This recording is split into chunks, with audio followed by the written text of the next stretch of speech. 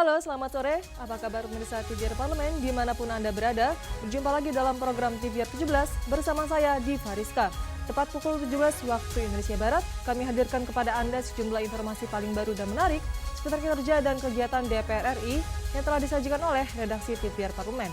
Pemirsa TVR Parlemen, inilah TVR 17 selengkapnya.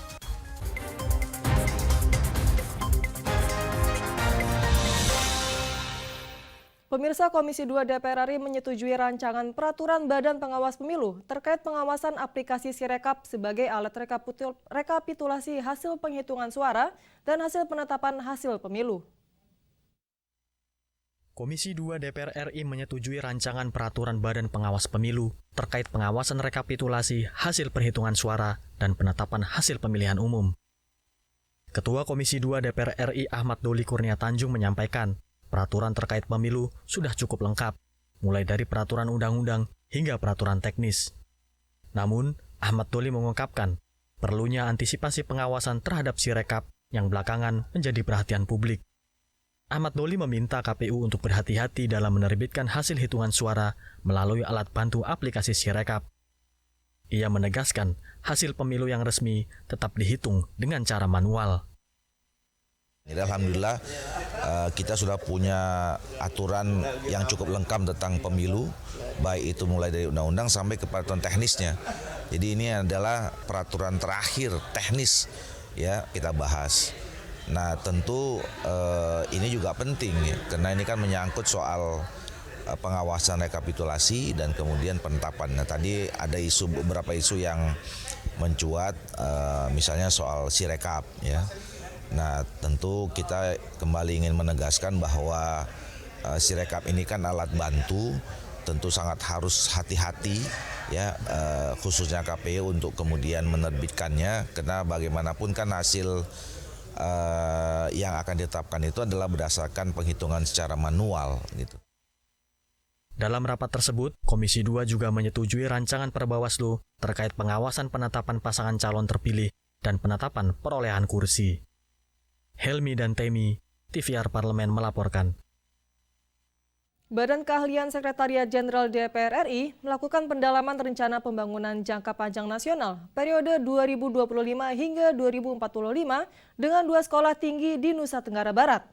RPJN tersebut akan menjadi acuan untuk mewujudkan program Indonesia Emas tahun 2045. Badan Keahlian Setjen DPR RI terus mendalami kajian terhadap dokumen rencana pembangunan jangka panjang nasional atau RPJPN periode 2025 hingga 2045. Pasalnya, dokumen RPJPN merupakan acuan untuk mewujudkan program Indonesia Emas tahun 2045. Pendalaman mengenai RPJPN dilakukan dengan menggelar forum diskusi bersama 2 sekolah tinggi di Nusa Tenggara Barat, yaitu Sekolah Tinggi Ilmu Ekonomi dan Sekolah Tinggi Keguruan dan Ilmu Pendidikan Yapis Dompu.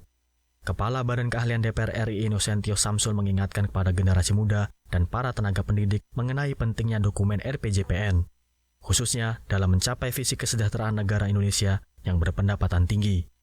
Ya, artinya dokumen ini kan dokumen untuk tahun 2025 sampai 2045 ya. Dan kita tahu persoalan besar kita adalah pada saat mau jadi Indonesia Emas itu kita mestinya harus bisa bergeser, berpindah menjadi negara maju sebenarnya ya, berpendapatan tinggi ya. Negara yang berpendapatan tinggi ini ada persoalan pada produktivitas.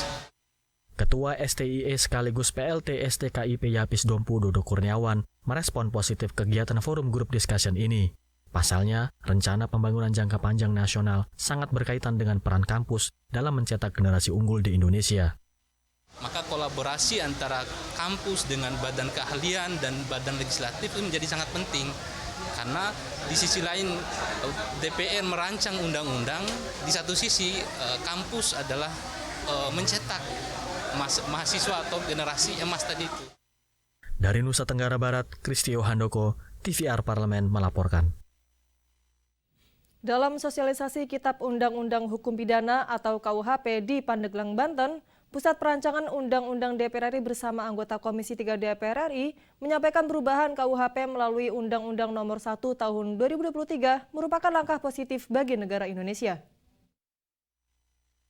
Perubahan Kitab Undang-Undang Hukum Pidana atau KUHP melalui Undang-Undang Nomor 1 Tahun 2023 merupakan langkah positif bagi negara Indonesia. Lahirnya KUHP baru ini otomatis menganulir KUHP sebelumnya yang disebut sebagai warisan kolonial Belanda. KUHP yang berlaku pada tahun 2025 ini mengatur tentang tindak pidana berdasarkan hukum hidup di masyarakat atau living law, termasuk penyerapan hukum adat menjadi hukum pidana, dengan catatan hukum adat yang dimaksud tidak bertentangan dengan Pancasila. Setidaknya, hal itulah yang disampaikan anggota Komisi 3 DPR RI Ahmad Dimyati Natakusumah dalam sosialisasi KUHP baru di Pandeglang, Banten. Terkait denda, terkait dengan perbuatan, terkait dengan permasalahan-permasalahan yang ada, permasalahan agama, permasalahan, ada masukan living law ya, kehidupan yang ada di masyarakat seperti apa. Nah itu dimasukkan dalam undang-undang ini. Maka dengan sendirinya semua tercakup. Nah mana yang tindakan pidana ringan, mana yang pelanggaran, mana yang kejahatan itu masuk di dalam. Kepala Pusat Perancangan Undang-Undang DPR RI Lydia Suryani menjadi salah satu pihak yang mengikuti beragam proses penyusunan KUHP baru. Selama 3 tahun masa transisi, masyarakat diharapkan dapat menyerap poin penting perubahan dalam KUHP baru.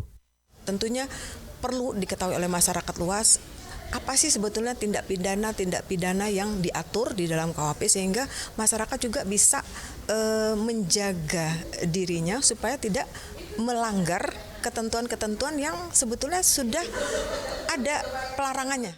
Dari Pandeglang, Banten, Temiriansyah, TVR Parlemen melaporkan. Pemirsa, rasio pendidikan Indonesia menempati posisi di bawah negara tetangga Vietnam dan Malaysia, di mana pendidikan di perguruan tinggi hanya dapat dirasakan oleh 10% penduduk di Indonesia. Bagaimana tanggapan DPR RI terkait hal ini? Informasi selengkapnya akan kami hadirkan sesaat lagi. Tetaplah di TVR 17.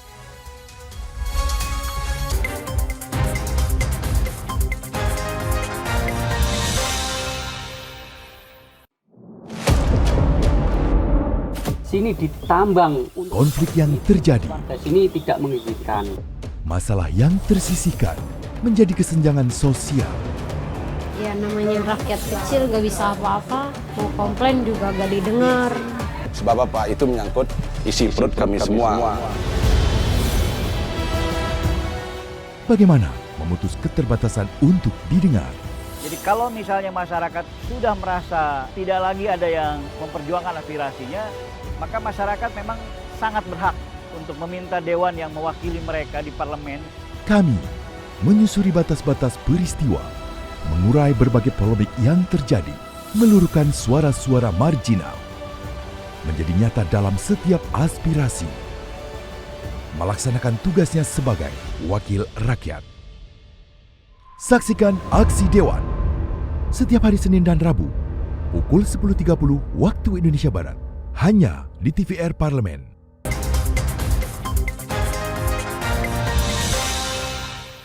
Anda kembali bersama kami di TVR 17. Kemajuan sebuah bangsa yang tidak diiringi dengan perbaikan kualitas pendidikan masyarakatnya hanya menjadi sebuah retorika belaka. Inilah saatnya pemerintah berbenah pendidikan dalam negeri ke arah pembangunan yang lebih jelas dan bukan sekedar skema anggaran. 20 triliun rupiah anggaran beasiswa LPDP yang digelontorkan diharapkan memiliki dampak dan kontribusi bagi negeri ini. Lalu langkah apa yang diusulkan DPR RI kepada pemerintah terkait peta jalan pendidikan? Tim redaksi TVR Parlemen telah menghimpunnya dalam segmen editorial Parlemen berikut ini.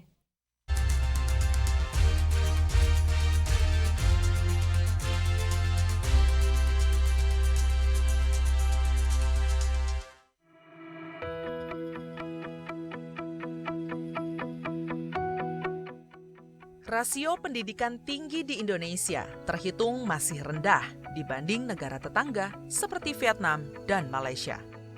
Menurut Badan Pusat Statistik pada Maret 2023, hanya 10% penduduk Indonesia yang sudah menamatkan pendidikan sampai jenjang perguruan tinggi, alias sekitar 28 juta orang yang mengenyam pendidikan hingga ke bangku kuliah.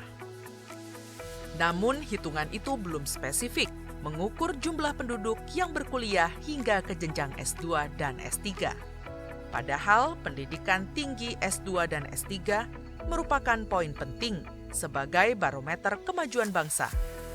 Setidaknya itulah yang diungkapkan Presiden Joko Widodo pada 15 Januari lalu. Saya kaget juga kemarin dapat angka ini saya kaget. Indonesia itu di angka 0,45%. 0,45%. Negara tetangga kita, Vietnam, Malaysia, sudah di angka 2,43%. Negara maju 9,8%. Jauh sekali. Menanggapi hal itu, Wakil Ketua Komisi 10 DPR RI Abdul Fikri Fakih berpendapat semestinya pemerintah tidak melulu menangani persoalan pendidikan dengan skema anggaran saja, tetapi harus dibuat rencana kerja atau roadmap yang berjangka. Tujuannya agar pendidikan dalam negeri memiliki arah pembangunan yang jelas. Ini mestinya juga sejak lama. Komisi 10 sungguhnya ketika menteri ini diangkat, dilantik, lantas kita minta desain besar atau grand design dari pendidikan itu ke depan mau apa? Mau ke vokasi kah? Atau ke akademik? Atau ke profesi? Peringatan dari Pak Presiden ini harus ditanggapi secara serius dari Kementerian Pendidikan dan Kebudayaan, terutama pendidikan tinggi. Situasi ini menandakan Indonesia belum lepas dari permasalahan pendidikan. Pada tahun 2024, Kemendikbudristek memiliki pagu anggaran mencapai lebih dari 90 triliun rupiah.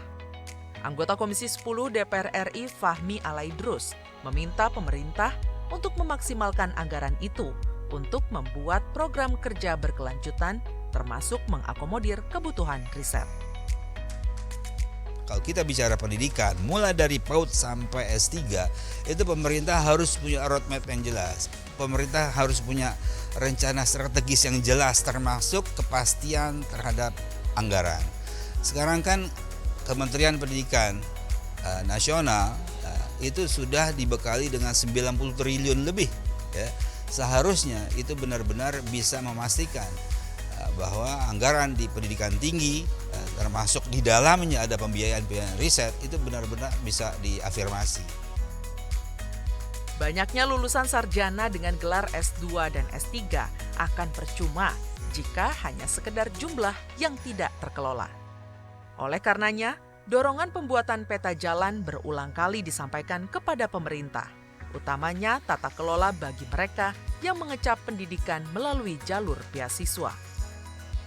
Anggota Komisi 11 DPR RI Putri Aneta Komarudin memandang pemerintah harus mampu mengelola jaringan alumni Lembaga Pengelola Dana Pendidikan atau LPDP, mengingat pemerintah telah menghabiskan dana 20 triliun setiap tahunnya untuk membiayai beasiswa.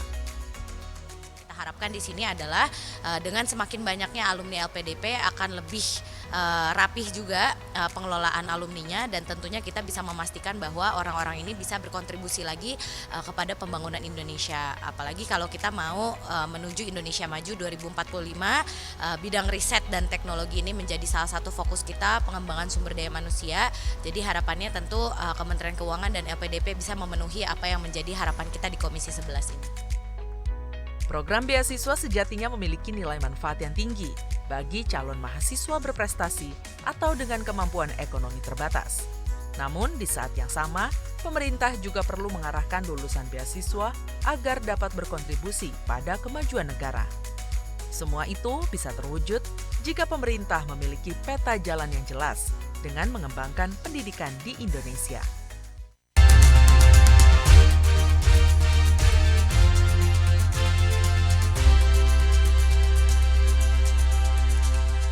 Pemirsa, Komisi Pemilihan Umum akan menggunakan aplikasi Sirekap atau Sistem Informasi Rekapitulasi Suara pada pemilu tahun 2024. Informasi selengkapnya akan usai jeda berikut, tetaplah di TVR 17.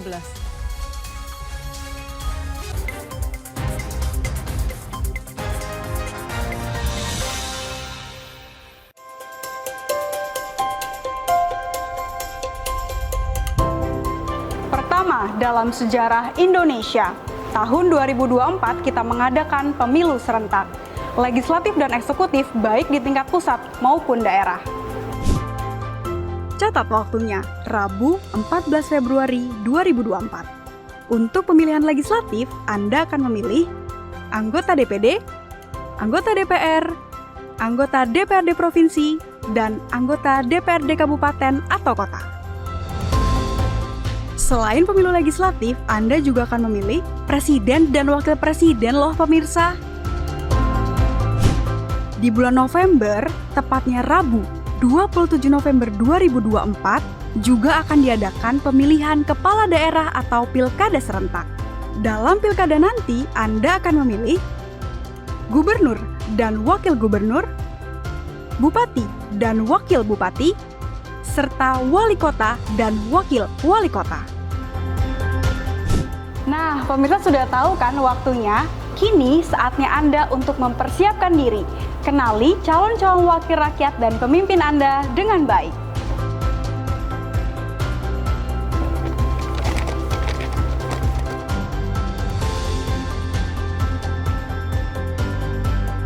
Jangan sampai kesempatan untuk memilih calon wakil rakyat dan pemimpin Anda terlewat begitu saja. Ayo ramaikan Pesta Demokrasi Pemilu 2024 dengan meriah. Demi masa depan bangsa Indonesia.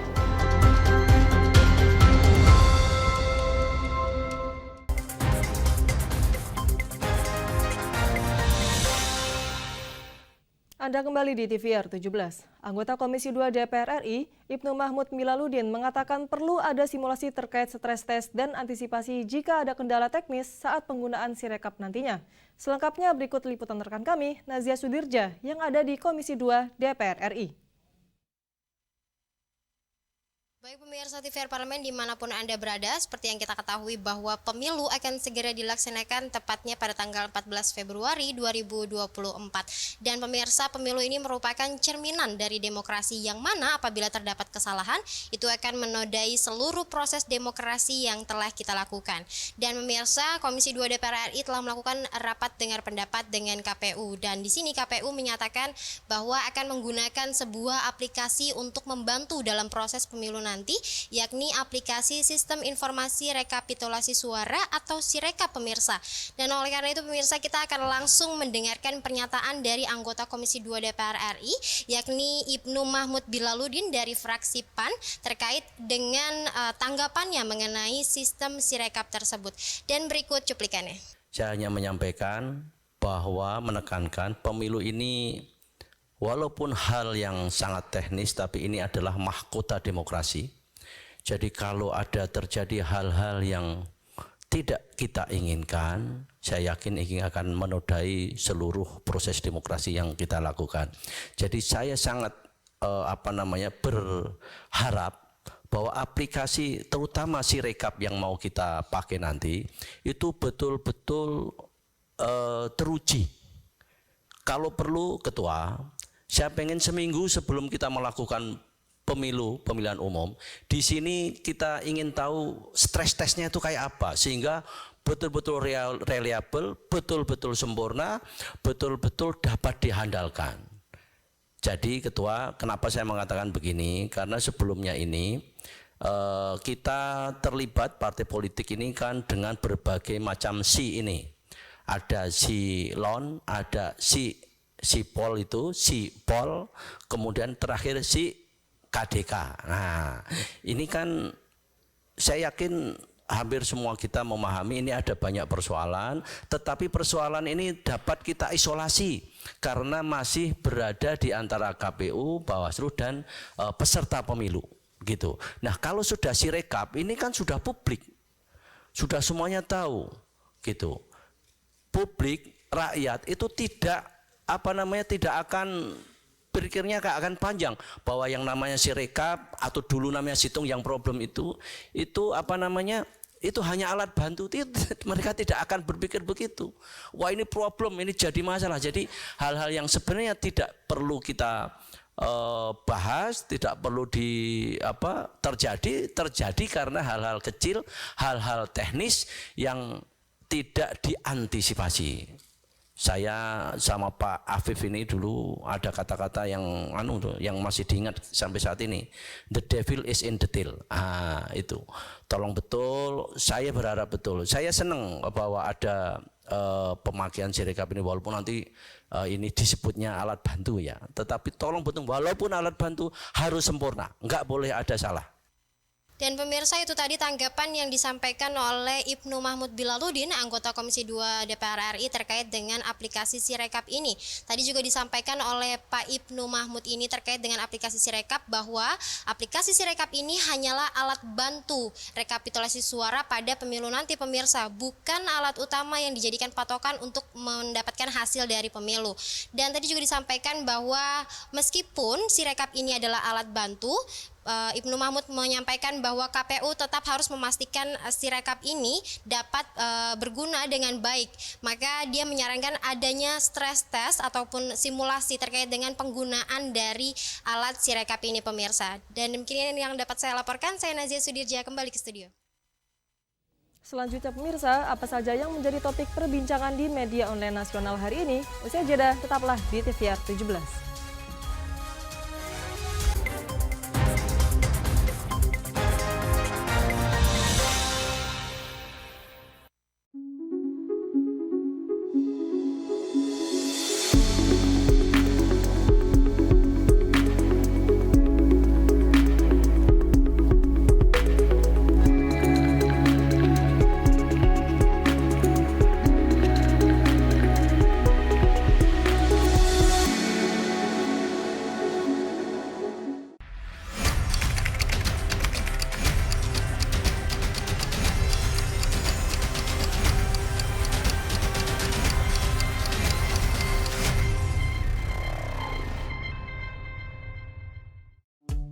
DPR RI memiliki fungsi diplomasi dalam menjalankan politik luar negeri sesuai dengan pasal 116 Undang-Undang MD3. Kontribusi aktif BKSAP DPR RI memainkan peranan penting dalam memenangkan persaingan global melalui IPU, IPA, IPPF, IPA, dan PUIK. BKSAP memiliki komitmen yang tinggi dalam krisis kemanusiaan dunia. Fungsi diplomasi dijalankan untuk mendukung upaya pemerintah dalam melaksanakan politik luar negeri. Sini ditambang. Konflik yang terjadi. Sini tidak mengizinkan. Masalah yang tersisihkan menjadi kesenjangan sosial. Ya namanya rakyat kecil gak bisa apa-apa, mau komplain juga gak didengar. Sebab apa? Itu menyangkut isi perut kami semua. Bagaimana memutus keterbatasan untuk didengar? Jadi kalau misalnya masyarakat sudah merasa tidak lagi ada yang memperjuangkan aspirasinya, maka masyarakat memang sangat berhak untuk meminta dewan yang mewakili mereka di parlemen. Kami menyusuri batas-batas peristiwa, mengurai berbagai polemik yang terjadi, meluruhkan suara-suara marginal, menjadi nyata dalam setiap aspirasi, melaksanakan tugasnya sebagai wakil rakyat. Saksikan Aksi Dewan setiap hari Senin dan Rabu pukul 10.30 waktu Indonesia Barat, hanya di TVR Parlemen.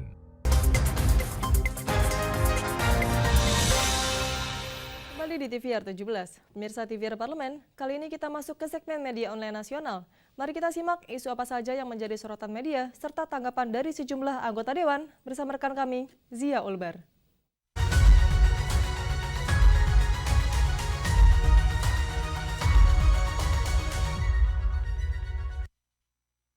Dan pemirsa, mari kita simak berita apa saja yang menjadi headline di media online pada hari ini. Di berita pertama yang menjadi headline di media online yaitu terkait Ketua DPR RI dorong regenerasi pembatik di Indonesia. Dapat Anda saksikan di layar Anda saat ini pemirsa.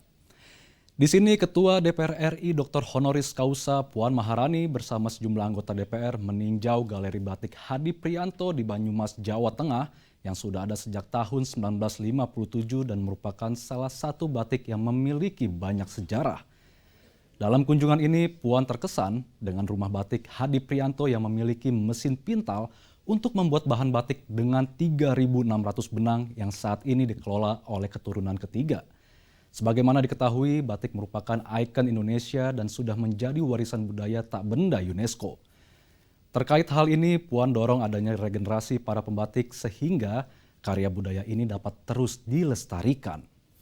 Dan pemirsa, berita selanjutnya yang menjadi headline di media online pada hari ini yaitu Komisi 11 DPR RI mengatakan Himbara tunjukkan komitmen nyata pembinaan terhadap UMKM. Dapat kembali Anda saksikan di layar Anda saat ini pemirsa. Di mana Wakil Ketua Komisi 11 DPR RI Amir Uskara tegaskan Perhimpunan Bank Negara atau Himbara telah menunjukkan komitmen nyata dalam melakukan pembinaan terhadap UMKM. Hal itu disampaikan Amir di sela-sela memimpin kunjungan kerja spesifik tim Komisi 11 DPR RI untuk meninjau beberapa stand produk dari UMKM yang dibina oleh Himbara. Sebagaimana diketahui, UMKM merupakan sumber atau pertumbuhan ekonomi Indonesia. DPR RI berharap seluruh stakeholder terkait dapat berupaya optimal dalam mengembangkan UMKM dan bantuan pembiayaan yang ada diharapkan dapat membuat UMKM menjadi mandiri dan semakin banyak pelaku UMKM yang bisa memberikan kontribusi besar terhadap pertumbuhan ekonomi kita. Dan pemirsa, itu tadi headline di media online pada hari ini, yaitu terkait Ketua DPR RI dorong regenerasi pembatik di Indonesia, serta Komisi 11 DPR RI, Himbara tunjukkan komitmen nyata pembinaan terhadap UMKM. Sekian dari saya, kembali ke rekan Diva.